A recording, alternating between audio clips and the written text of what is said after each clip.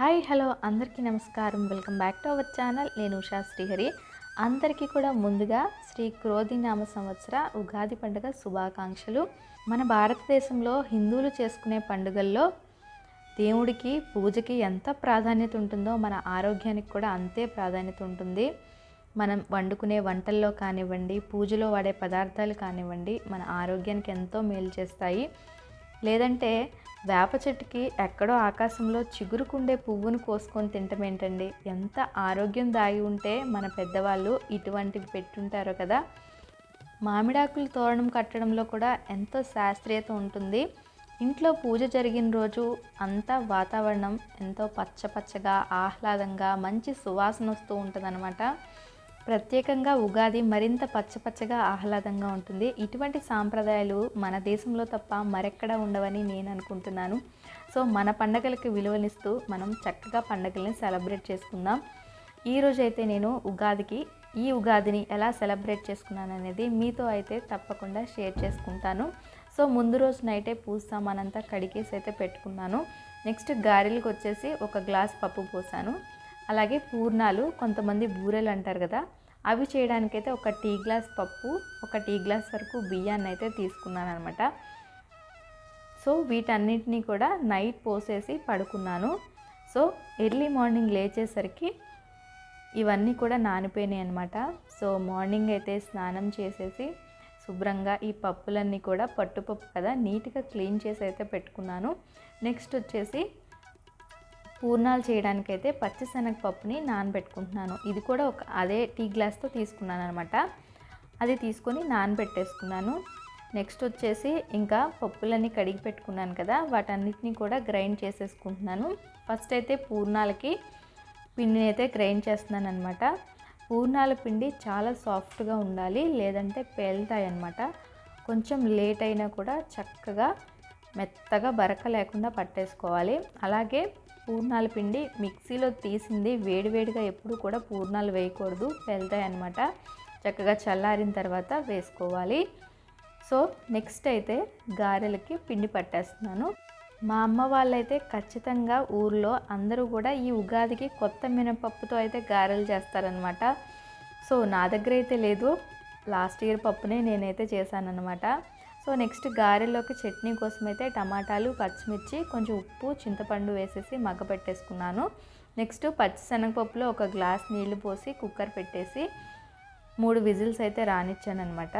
So మెత్తగా అయితే ఉడికిపోయింది. ఇంకా దీన్ని అయితే పక్కన పెట్టుకుంటున్నాను. ఈ లోపు అయితే చట్నీని అయితే ప్రిపేర్ చేసి పక్కన పెట్టుకున్నాను. నెక్స్ట్ గారెలు చేసుకోవడానికి అయితే ఆయిల్ పెట్టేసుకున్నాను అనమాట. పూర్ణాలు గారెలు చేసినప్పుడు ఫస్ట్ గారెలు చేసుకుంటేనే బెస్ట్ అనమాట. పూర్ణాలు కొంచెం బయటికి ఆ పప్పు వస్తే నూనెంతా పాడవుతుంది కదా, అందుకని ముందే గారెలు చేసుకుంటే బాగుంటుంది. నెక్స్ట్ ఇక్కడ పచ్చిశనగపప్పులో వచ్చేసి 2 గ్లాసులు, అదే టీ గ్లాస్తో 2 గ్లాసుల వరకు బెల్లం వేసేసుకుని మళ్ళీ పొయ్యి మీద పెట్టేశాను అనమాట. పూర్ణాలు లోపల పప్పు ఉడికేలోపు నేను గారెలు అయితే వేసేసుకుంటాను. ఇక్కడ వచ్చేసి గారెల్లో 4 పచ్చిమిరపకాయలు సన్నగా కట్ చేసి వేసాను. అలాగే కొత్తిమీర, కరివేపాకు వేసాను అనమాట. సో ఈ పిండిని అయితే బాగా కలిపేసుకొని చక్కగా గారెలు అయితే వేసేస్తున్నాను.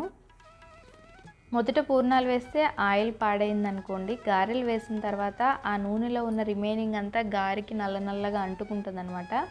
సో చాలామందికి తెలిసే ఉండొచ్చు, జస్ట్ అయితే చెప్తున్నాను అనమాట. సో నెక్స్ట్ అయితే ఇంకా ఫస్ట్ ఒక 5 గారెల వరకు అయితే వేసుకొని దేవుడికి ఫస్ట్ పక్కన పెట్టేసుకుంటున్నాను అనమాట.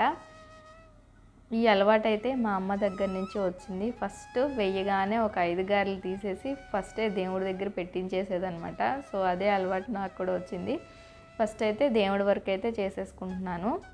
సో 5 గారెలు అయితే వేసేసి పక్కన పెట్టేసుకున్నాను అనమాట. పూర్ణాలు చేయడానికి పప్పు అయితే చక్కగా ఉడికిపోయి బెల్లంతో దగ్గరకు వచ్చేసింది అనమాట. ఇంకా దీన్ని అయితే తీసుకెళ్ళి ఫ్యాన్ కింద అయితే పెట్టేశాను. ఇంకా చల్లారే లోపు అయితే పాలు పొంగిచ్చేసుకుంటున్నాను అనమాట. 1 బై 1 చేసుకుంటేనే పూజ చేసుకోవడానికి త్వరగా అవుతుంది. సో పాలు అయితే పెట్టేశాను. ఒక పక్కన గారెలు కూడా వేగుతూ ఉన్నాయి. పాలు పొంగొచ్చేటప్పుడు కొంచెం బియ్యము, అలాగే కొంచెం పెసరపప్పు, సగ్గుబియ్యం కలిపి నానబెట్టుకున్నాను అనమాట. సో 1/2 లీటర్ పాలు పెట్టాను. 1/2 లీటర్ పాలలో కూడా వేసేసాను అనమాట. నెక్స్ట్ ఈలోపు పూర్ణంకి పప్పు అయితే రెడీ అయిపోయింది. ఇందులో కొంచెం యాలక్కాయల పౌడర్ వేసేసి ఉండలు అయితే చేసి పెట్టేసుకున్నాను అనమాట. చేత్తో వేసుకుంటే పూర్ణము పూత పిండి ఎక్కువ పడుతుంది. సో మా పిల్లలకి కొంచెం స్వీట్గా ఇష్టం అన్నమాట. సో నేనేం చేస్తున్నానంటే పిండి తక్కువగా వచ్చేలాగా ఇలా ఫోర్క్తో కానీ చక్కగా స్పూన్తో కానీ చాలా ఈజీగా చేతికి పిండి అంటకుండా సింపుల్గా అయితే వేసేసుకోవచ్చు అనమాట. ఇట్లా చేస్తే స్వీట్నెస్ అయితే ఎక్కువ ఉంటుంది, పూర్ణం కూడా బాగుంటుందన్నమాట. మనం చేతితో వేసుకుంటే పిండి ఎక్కువ పడుతుంది, అలా కావాలంటే అలా కూడా వేసుకోవచ్చు. నేనైతే ఈరోజు సింపుల్గా స్పూన్తో వేసేసాను అనమాట. సో పూర్ణాలు కూడా అయితే రెడీ అయిపోయినాయి. ఒక చిన్న గ్లాస్ పప్పు పోసాను కదా, మొత్తానికి ఒక 14 పూర్ణాల దాకా అయినట్టున్నాయి అన్నమాట.